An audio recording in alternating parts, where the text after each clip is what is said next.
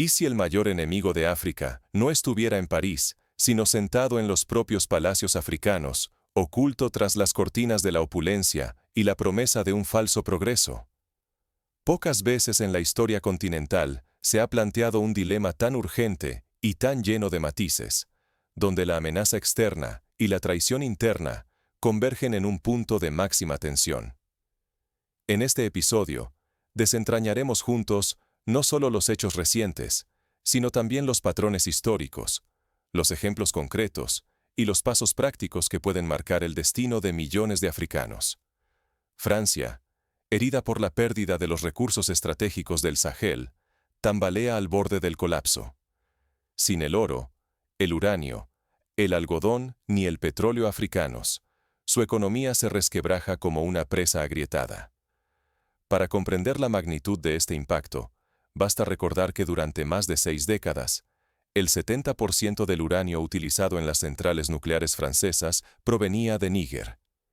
Y con ese uranio se iluminaban las casas y las calles de París, mientras en Níger la mayoría de la población carecía de electricidad. Es una paradoja que revela la raíz del conflicto. En la desesperación, los poderosos recurren al truco ancestral, el golpe de Estado. Esta táctica, utilizada una y otra vez, no solo en África, sino también en América Latina y Asia, ha servido para reinstalar el control externo cuando los pueblos deciden caminar hacia su autogobierno. Si miramos atrás, veremos que en Ghana, tras el derrocamiento de Kwame Nkrumah, la economía nacional entró en picada, y durante más de 20 años, el país estuvo bajo gobiernos militares apoyados desde el extranjero. La historia de África es, en gran medida, la historia de estos golpes, orquestados en la sombra. Según fuentes fiables, antes de que el mes de octubre termine, podrían gestarse golpes en 3 países fundamentales: Mali, Níger y Burkina Faso. La amenaza no solo es inminente, sino que se alimenta de una red compleja de intereses. Pero aquí está el verdadero peligro. No es solo la mano francesa moviendo los hilos. Algunos líderes africanos, consumidos por la ambición y el miedo a perder sus privilegios, negocian en secreto con París, vendiendo a su pueblo por mantener su posición. Esta dinámica no es nueva. Basta recordar el caso de Mobutu Sese Seko en el antiguo Zaire, quien durante más de 3 décadas gobernó con mano de hierro mientras saqueaba los recursos nacionales con el apoyo de potencias extranjeras. Mientras el pueblo del Sahel clama independencia, estos dirigentes se convierten en cómplices de la misma potencia que antes saqueó el oro, el uranio y la dignidad africana. ¿Cómo saber quién es el verdadero enemigo cuando lleva la misma bandera que dice defender? Esta pregunta, que hoy resuena en Bamako, Ouagadougou y Niamey, también se ha planteado en otras geografías y épocas. Fue la misma pregunta que se hicieron los argelinos durante la lucha de independencia, cuando algunos compatriotas colaboraban con el ejército francés. Si África no desenmascara a tiempo a los traidores internos, corre el riesgo de perder su autonomía recién conquistada y caer de nuevo en la miseria colonial. La libertad, la dignidad y el destino de millones de africanos están en juego. En la actualidad, más de 400 millones de personas viven en los países del Sahel y la cuenca de África Occidental. El futuro de estas familias depende de las decisiones de unos pocos hombres en el poder. ¿Cómo hemos llegado a este peligroso cruce de caminos? Para entender quién amenaza la libertad africana hoy, debemos mirar atrás y comprender el turbulento presente.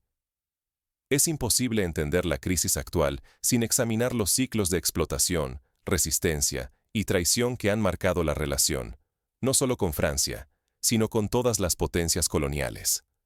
La historia de la relación entre Francia y África está marcada por la explotación y la resistencia. Durante la Conferencia de Berlín, celebrada en 1884, las potencias europeas se repartieron el continente como si fuera un pastel, ignorando las fronteras étnicas y culturales. Francia emergió como uno de los principales beneficiarios de este reparto, controlando vastos territorios desde Senegal hasta Madagascar. Durante décadas, Francia explotó el oro, el uranio y el algodón del Sahel como si le pertenecieran, mientras África, observaba impotente cómo su riqueza desaparecía sin piedad. Ejemplos abundan. En Burkina Faso, las minas de oro en la región de Yaoundé produjeron más de 100 toneladas en menos de una década, la mayoría exportada a Europa sin dejar apenas beneficios locales. El dominio absoluto de estos recursos sostuvo el auge de París, pero dejó tras de sí un rastro de resentimiento y profundas heridas. Cuando nuevos líderes del Sahel, Ibrahim Traoré en Burkina Faso, Assimi Goïta en Mali y Abdurrahman Chiani en Níger, expulsaron a Francia, la historia dio un vuelco inesperado. Las bases militares francesas fueron cerradas, los contratos coloniales anulados y los recursos regresaron al control africano. Esta ruptura fue un golpe brutal para la economía francesa. Los bancos vacilan, empresas se desploman y cada semana millones protestan en las calles. Francia, privada del uranio de Níger y del oro de Burkina Faso, encara una crisis sin precedentes. El malestar en París, Marsella y Lyon crece, porque el bienestar francés siempre dependió de lo que África nunca pudo disfrutar. En los últimos 5 años, la cifra de desempleados en Francia ha aumentado en un 15% y la deuda pública supera ya el 120% del Producto Interno Bruto. Un panorama desolador en parte alimentado por la pérdida de estos recursos africanos. Pero el ciclo parece inquebrantable. Cada vez que un líder africano desafía el orden establecido y exige justicia para su pueblo, surge de pronto un golpe de Estado en las sombras, frecuentemente con rastros que apuntan a París. Patrice Lumumba, Thomas Sankara, Kwame Nkrumah. Todos cayeron, víctimas de la mano invisible francesa. El patrón es tan evidente como peligroso. Cuando Thomas Sankara nacionalizó los recursos de Burkina Faso y lanzó una campaña de autosuficiencia alimentaria en 1984, apenas pasaron 4 años antes de que fuera asesinado en un golpe apoyado desde el exterior. En el caso de Patrice Lumumba, su sueño de una República Democrática del Congo libre y unida fue truncado en menos de un año tras la independencia, y su muerte dejó cicatrices que aún no han sanado. Hoy, la amenaza persiste. Francia no se resigna a perder su influencia y busca aliados entre líderes africanos dispuestos a vender a su propio pueblo por ambición. Estos cómplices internos facilitan el regreso del neocolonialismo y ponen en jaque la libertad y la dignidad de África entera. En Costa de Marfil, por ejemplo, la moneda nacional sigue siendo el franco CFA, controlado desde París. Este instrumento financiero es un grillete moderno que impide el desarrollo autónomo de los países de África Occidental. Ignorar el pasado es condenar al continente a repetir el ciclo de saqueo, donde el destino de millones queda secuestrado por la codicia de unos pocos. África debe decidir, retroceder hacia la explotación o avanzar hacia la emancipación definitiva. Las generaciones futuras observarán el desenlace de esta etapa como una lección de historia viva. Pero, ¿cómo operan hoy estas conspiraciones? ¿Y quiénes son los actores ocultos que manejan los hilos desde las sombras? La respuesta implica cartografiar una red de intereses políticos, económicos y militares que trasciende fronteras. Por ejemplo, tras la caída de Muammar el-Gaddafi en Libia, grupos armados financiados desde el exterior desestabilizaron toda la región del Sahel, abriendo la puerta al tráfico de armas y a la proliferación de mercenarios. Para entender el presente, primero hay que descifrar las estrategias y alianzas que sostienen esta red de poder. Solo así podrá África quebrar el ciclo y reclamar su propio destino. Un paso práctico sería la creación de tribunales de transparencia para investigar los contratos firmados en secreto entre gobiernos africanos y empresas extranjeras, como ya propone la sociedad civil en Senegal. El verdadero enemigo de África no siempre es extranjero. A menudo, viste traje y ocupa un despacho en los propios palacios presidenciales. Son presidentes eternizados en el poder, que por miedo a perder privilegios, eligen ser cómplices antes que libertadores. Así, abren las puertas al neocolonialismo francés y traicionan los sueños de libertad de sus pueblos. En Guinea Ecuatorial, por ejemplo, el presidente lleva más de 4 décadas en el poder, y su fortuna personal supera los $1.000 millones, mientras la mayoría de la población vive con menos de $2 diarios. Hoy, naciones como Costa de Marfil y Camerún no solo toleran la presencia de agentes franceses, los reciben, los protegen y les permiten actuar como si fueran los auténticos dueños del país. En vez de sumarse a la ola de cambio, sus gobiernos prefieren vender la soberanía a cambio de fortunas privadas, manteniéndose en el poder, aunque eso condene a millones de africanos al estancamiento. En Costa de Marfil, más de la mitad de las empresas energéticas siguen bajo control francés, lo que limita la capacidad del país para definir su propio rumbo económico. El caso de Camerún es alarmante.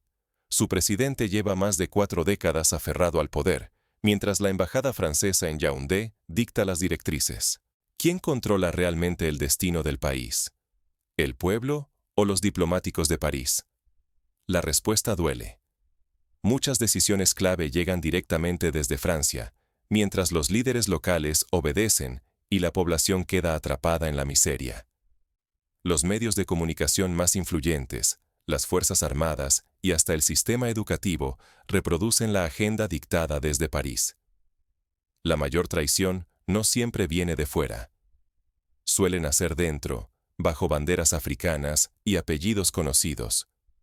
Son líderes que, por avaricia y miedo, prefieren a África de rodillas antes que arriesgar su riqueza personal. No necesitan uniforme extranjero para ser verdugos. En los años 70, Jean Bedel Bokassa, en la República Centroafricana, fue coronado emperador en una ceremonia financiada y organizada por Francia, mientras su pueblo sufría hambre y represión. Cada vez que África parece estar a punto de volar, la traición interna amenaza con derribar cualquier avance. Décadas de luchas podrían desaparecer en días si los propios líderes entregan la llave de la libertad. El precio es altísimo: explotación renovada, pobreza perpetua y olvido internacional. Y la historia lo demuestra. El golpe de Estado en Ghana en 1966, que derrocó a Nkrumah, fue solo el inicio de una larga noche para la región. Ante este tablero, la pregunta es inevitable. Si el peligro acecha tanto desde fuera como desde dentro, ¿qué opciones reales le quedan al Sahel y a todo el continente para romper este ciclo de opresión? ¿Cómo pueden los pueblos identificar y neutralizar a los traidores dentro de sus propias filas? El reloj avanza y Francia no está dispuesta a rendirse fácilmente. En la sombra, teje alianzas y prepara nuevos golpes de Estado, decidida a recuperar el control antes de que la oportunidad desaparezca. Esta estrategia de presión constante es comparable a la que implementaron los Estados Unidos en América Latina durante la Guerra Fría, con golpes de Estado y dictaduras para mantener el control sobre los recursos de la región. Por primera vez en la historia, el Sahel no camina solo. Rusia ha decidido armar y respaldar abiertamente a los nuevos líderes africanos. El tablero de poder ha cambiado drásticamente y la región protagoniza un capítulo inédito para África. ¿Qué implicaciones tiene esto para el futuro del continente y para el antiguo sueño de emancipación? La formación de la Alianza de Estados del Sahel, la AES, marca un antes y un después. 3 países, Mali, Burkina Faso y Níger, han pactado defenderse mutuamente y ya no temen al gigante colonial por separado. Su solidaridad regional se ha convertido en el escudo más potente frente a amenazas externas e internas. Este tipo de alianzas recuerda a la Liga Árabe en sus primeros años, cuando países de Medio Oriente se unieron para resistir la influencia colonial británica y francesa. Sobre el terreno, la presencia rusa es ahora un factor imprescindible. Moscú no solo envía armas, instala fábricas, entrena a soldados y asegura apoyo logístico por largo tiempo. Llegan tanques, drones y sistemas antiaéreos para blindar fronteras y disuadir cualquier intento de intervención. El Sahel, por primera vez, puede mirar de frente a Europa sin temor, protegido por nuevos aliados y tecnología avanzada. Sin embargo, la experiencia de países como Siria demuestra que la dependencia excesiva de un solo aliado extranjero puede traer riesgos a largo plazo, por lo que la vigilancia y la diversificación de socios son esenciales. Sin embargo, La verdadera fuerza de estos líderes no radica únicamente en el armamento ni en el respaldo extranjero. Es el apoyo de su propio pueblo. Ibrahim Traoré, Assimi Goïta y Abdurrahman Chiani han consolidado su legitimidad en la confianza popular, y muchos los ven como símbolos de una nueva conexión espiritual con las masas africanas. Ya no siguen marionetas impuestas desde París. Los pueblos del Sahel han optado por quienes arriesgan la vida para devolverles dignidad y control sobre sus recursos. Las manifestaciones multitudinarias en Bamako, Ouagadougou y Niamey, donde cientos de miles de personas han salido a las calles, son prueba de esta nueva era de legitimidad popular. Francia, entretanto, enfrenta una crisis sin precedentes. Al perder el acceso al oro, uranio, algodón y petróleo saheliano, la economía francesa se tambalea al borde del colapso. Sin estos recursos, París afronta protestas semanales, fábricas cerradas y deudas que paralizan cualquier intento de recuperación. Si París fracasa en recuperar el control, el derrumbe será total y su peso global, apenas un eco del pasado. Expertos económicos advierten que el déficit comercial francés ha alcanzado niveles sin precedentes desde la posguerra. Para África, el éxito del Sahel puede abrir las puertas de una emancipación histórica. Por primera vez en varias décadas, la libertad frente al yugo colonial parece estar al alcance. Pero el riesgo es extremo. Si los nuevos líderes fallan o una traición interna abre la puerta al enemigo, el continente podría quedar sumido en la dependencia durante generaciones. La supervivencia del Sahel y su capacidad de inspirar a toda África están en juego. Es una oportunidad comparable a la que tuvo India en 1947, cuando tras la independencia de Gran Bretaña, el país pudo elegir su propio camino económico, aunque no sin desafíos y retrocesos. La pregunta es urgente. ¿Cómo puede el continente aprender de este pulso estratégico? ¿Qué lecciones pueden sacar los pueblos que aún vacilan entre el miedo y la esperanza? La experiencia sugiere algunos pasos prácticos.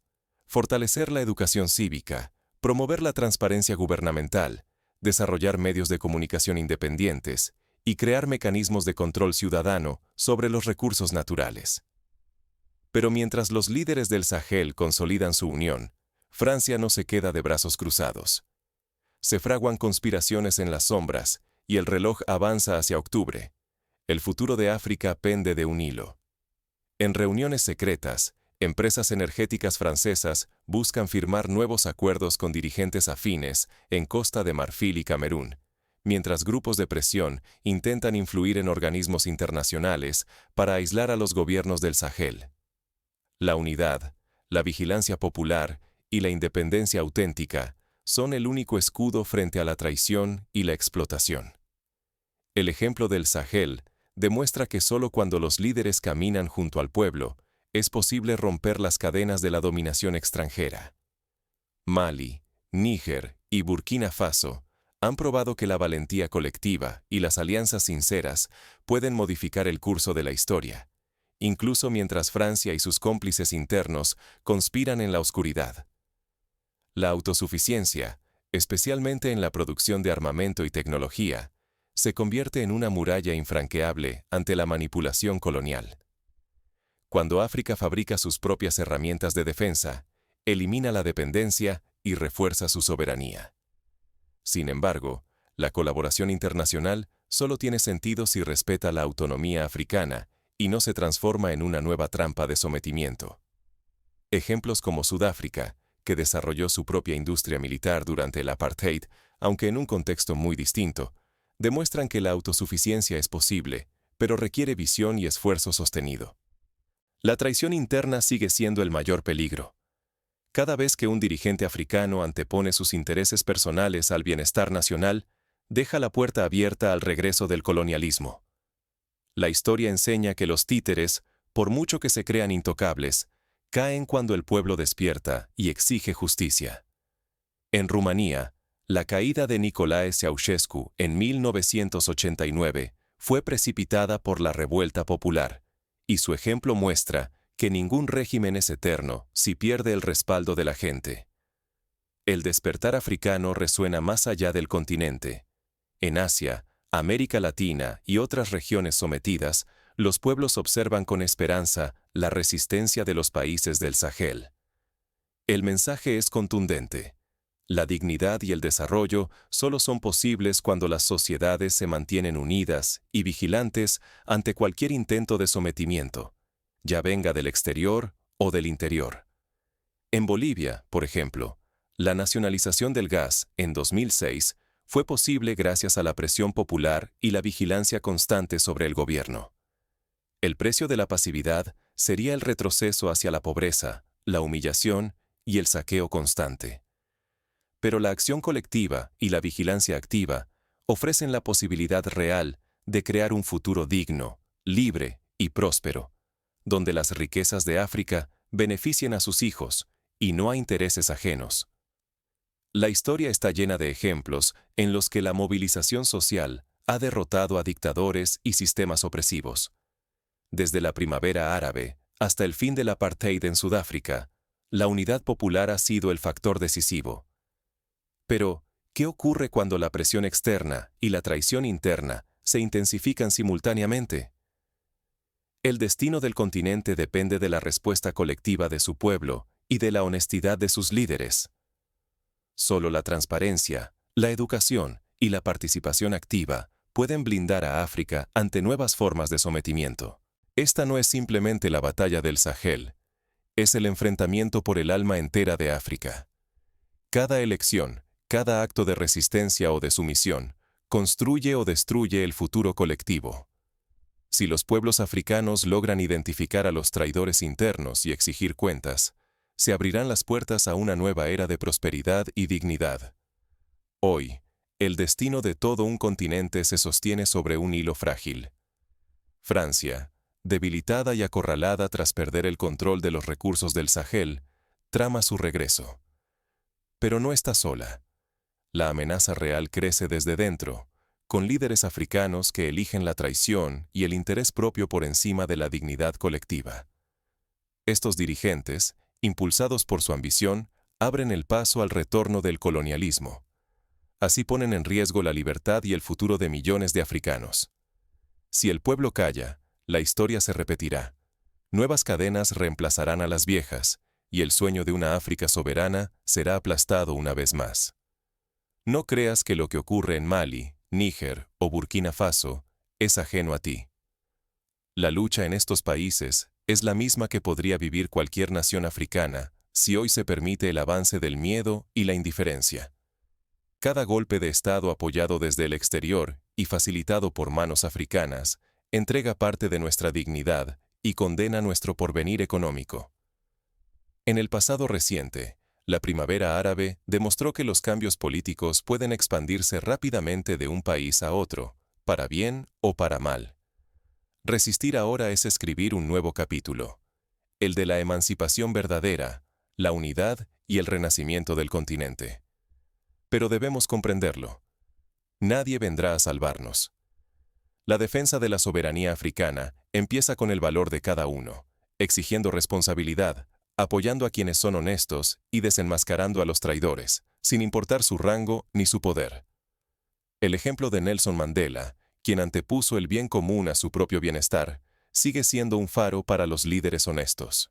No te engañes, en este instante decisivo, la pasividad es el peor enemigo. Si no actuamos, si no nos unimos, perderemos la oportunidad de un amanecer africano libre. El peso de esta generación será juzgado por la historia. ¿Seremos los arquitectos de nuestra liberación o los cómplices de un nuevo sometimiento? No basta con indignarse, es imprescindible participar activamente, informarse, organizarse y exigir transparencia a todos los niveles. Hoy es el día de tomar partido. Únete a los millones que ya dijeron basta. Alza la voz, difunde la verdad, organiza a tu comunidad. La defensa activa de la dignidad africana comienza aquí y ahora, en cada palabra y en cada acto. Reflexiona sobre los ejemplos históricos, escucha a los mayores, aprende de los errores y de los aciertos del pasado. El futuro de África pertenece a quienes se atreven a imaginarlo y construirlo paso a paso, sin miedo y con dignidad. La lucha por el alma de África apenas comienza. Hay fuerzas ocultas que se mueven, pero también una generación joven decidida a resistir. ¿Estás listo para ver cómo la unión de los pueblos y los nuevos líderes pueden cambiar el rumbo de la historia? El momento es ahora. Que nadie decida por África. Que sean los propios africanos quienes, con coraje y con memoria,